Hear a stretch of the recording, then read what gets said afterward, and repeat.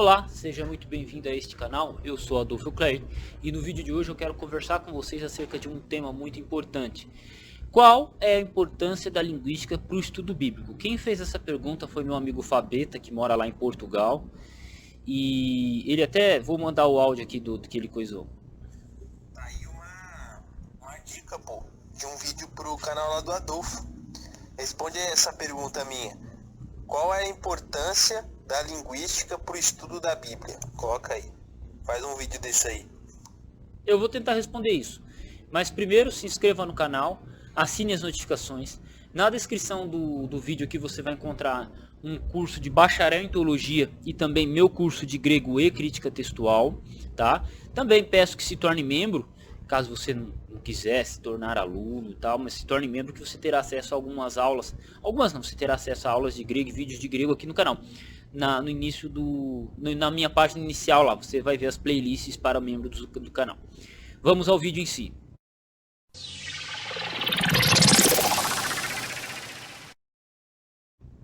Então, qual a importância da linguística para o estudo da Bíblia? Meu amigo, eu estudava grego, eu estudo a língua grega já faz um tempinho, tá? Mas quando eu conheci a linguística, a minha visão sobre tradução, sobre como se comportar com o texto, mudou. E depois que eu li o livro A Espiral Hermenêutica, a gramática, a gramática de grego do Daniel B. Wallace e outras, eu vi que existem muitas citações de livros de linguística. Eu falei, meu Deus, então essa é uma matéria muito ligada com a nossa área. Por quê? Olha só. Por que ela é muito ligada? Porque a linguística ela lida com a língua. Mas como assim com a língua? Ela trata de explicar os conceitos de tradução, de significado, a origem, a significância. Então a linguística ela é uma ciência que trata da língua em si. Então você vai ter a questão de significante, significado, você vai ter o próprio Fernando Saussure, curso de Linguística Geral, ele trabalha um conceito muito interessante. Me fugiu o nome, a expressão agora que o Fernando Saussure lançou. Ele é o pai da linguística moderna, até o alfabeto ele me pediu para uma indicação de livro sobre linguística. Eu falei para ele, comece com Fernando Saussure, o resto é tudo chato. Fernando Saussure, comece por ele, entenda o conceito básico que ele tentou aplicar, porque o cara é muito didático, e aí você vai partindo para outros livros de linguística. E aí ele trabalha o conceito de palavra, porque você tem a palavra escrita, então imagine a palavra palavra, a palavra palavra, pá, você tem a palavra palavra. Aí você tem a palavra falada. E qual que é a definição de palavra?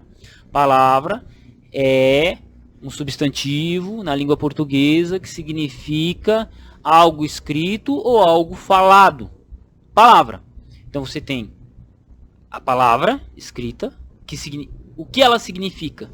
Ela significa algo escrito, e aí você tem o significante, que é o que dá ao sentido palavra. Vou trocar o uso para facilitar. Casa. Você tem a casa desenho, a figura da casa, você tem a palavra casa, C-A-S-A, e você tem o significado. Então você tem você tem a imagem, a palavra, o significado, e você tem o objeto em si. O objeto, casa, o referente. Então você tem todos esses conceitos que quando você coloca na prática, você vai trabalhar. Isso, a linguística se preocupa com isso. Né? Fernando Saussure se preocupa muito com isso. É que me fugiu literalmente uma palavra que é muito utilizada em linguística que eu acabei me esquecendo aqui. Mas tudo bem, a gente bola para frente. Qual que é a importância disso para o estudo bíblico? Quando a gente pega uma língua como o grego, como o hebraico, como o latim, e aí você pega essas três línguas, o aramaico, são línguas mortas. Ninguém mais nasce falando hebraico bíblico, grego koiné, latim clássico, o latim da época lá dos 4, 5 primeiros séculos, e nem o aramaico bíblico, do período babilônico, são línguas mortas. Você tem que lidar com as palavras, e a pergunta é, essas palavras têm o mesmo significado? Vou dar um exemplo aqui de Bará. Bará no hebraico. Bará significa criar. Bereshit, Bará, Elohim. Bereshit, Bará, Deus no princípio criou, verbo criar. Só que Bará, ao longo do tempo, ela passa a ter outros significados, como engordar, cortar, né? Como é que você sabe disso, Adolfo? É só você olhar no dicionário e você olhar nos livros em que ela é utilizada, né? Nos livros em que ela é utilizada. Então você vai ter a expressão bará como significando significando engordar um rebanho, né? Engordar um rebanho ou criar um rebanho. Então a palavra criar, ela tem o sentido de engordar também, e também tem o sentido de cortar. Por que ela ganhou esses vários significados? Porque o período em que essa palavra foi utilizada e o período que os documentos bíblicos foram escritos, eles são diferentes. Então Gênesis foi escrito num período, Isaías foi escrito em um outro período. E os dois utilizam a palavra bará, né? Né? Então assim, você tem que olhar e analisar. Então a linguística, ela se preocupa com isso.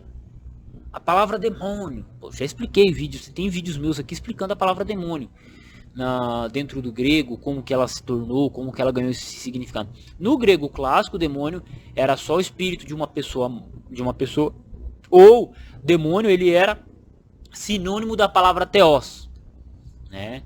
O Zeus, ele é chamado de daimon no grego clássico.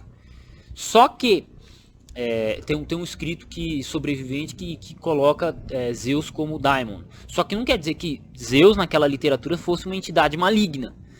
Daimon só vai ter um significado, uma conotação de entidade maligna a partir da Septuaginta e seu uso no Novo Testamento, né? Porque Daimon passou a se referir aos ídolos, aos deuses, aos falsos deuses, a ídolos, e representar também entidades malignas, como espíritos malignos. E aí você tem a definição Daimon. E aí você tem um outro estudo que eu já falei aqui várias vezes, que é o estudo sincrônico e diacrônico. O que é o estudo diacrônico? É a evolução do significado de uma palavra ao longo do tempo, e sincrônico é você estudar o uso de uma palavra num breve período de tempo. Então, por exemplo, daimon no grego clássico, daimon na Septuaginta, daimon no Novo Testamento. E isso é um estudo sincrônico, é uma abordagem sincrônica. A abordagem diacrônica, daimon no período clássico até o período do Novo Testamento, grego koine. Ponto. Entendeu? Isso é um estudo diacrônico, que é o estudo através do tempo. E sincrônico é dentro de um contexto específico. Quem é que se preocupa? Quem é que sistematizou tudo isso? A linguística. Semântica, né? O uso da palavra semântica, por exemplo. Tem gente que diz que a palavra malakói não significa necessariamente homossexual. Mas aí quando você pega todos os documentos escritos que utilizaram a palavra malakói, você pega dicionário de grego clássico, já é utilizado esses dicionários já eram utilizados para a palavra enfeminado, que é a palavra homossexual antigamente. Entendeu? Então, não é uma questão de ideologia, é uma questão linguística, é uma questão de você lidar com os documentos escritos. Junto com a linguística, você tem a filologia, que é o que eu acabei de explicar, que pegam vários documentos existentes e tentam trabalhar as palavras que ocorrem naquele período. E assim vai. Por exemplo, se eu quiser estudar a língua portuguesa do século XVII, eu vou usar a Bíblia João Ferreira de Almeida, 1681 e 1690. Por quê? Porque elas refletem a linguagem do uso das palavras no século XVII, no final do século XVII. Olha que doido, né? Então, olha a importância da linguística. E fora que a linguística, ela ajuda na conceituação e na definição do uso das palavras. Ela metodologicamente trabalha isso. E para um tradutor é extremamente importante. Tanto que um cara que só estude grego, que não estuda linguística, ele vai cometer alguns erros. Ele pode se focar demais na gramática de grego, ou que o grego diz assim, e se esquecer de dialogar com outras áreas das ciências, como a linguística, e cometer equívocos interpretativos acerca de significados. Por exemplo, muitas vezes para eu entender, para eu poder explicar uma palavra em grego aqui, eu tenho que explicar o significado dela em latim. Por que ela chegou até nós assim? Né? A palavra unigênito é uma delas. Se você for estudar a palavra unigênito em português e você for estudar a palavra monogenes em grego, elas têm uma leve diferença de significado. Elas têm uma leve diferença de significado. Por que isso acontece? Porque monogenes foi traduzido como unigênitus, né, em latim. E a palavra unigênitus em latim foi mantida como unigênito em língua portuguesa. Só que unigênito é diferente de monogenes. São duas palavras que têm conceito diferente. Como é que eu sei disso? Porque eu conheço linguística. Porque eu comparei o significado de monogenes e comparei o significado de unigênito. Então, assim, existe toda uma abordagem que necessita ser cautelosa. Isso tudo pode parecer complicado no começo? É complicado. Só que com o tempo você vai sacando essas jogadas. Nada como a experiência para ajudar. Então, é isso. Um abraço a todos. Fabeta, muito obrigado pela pergunta e até o próximo vídeo. Já que você chegou neste momento do vídeo, peço que você se torne membro do canal, tá? Se torne membro do canal para a gente continuar produzindo o nosso trabalho.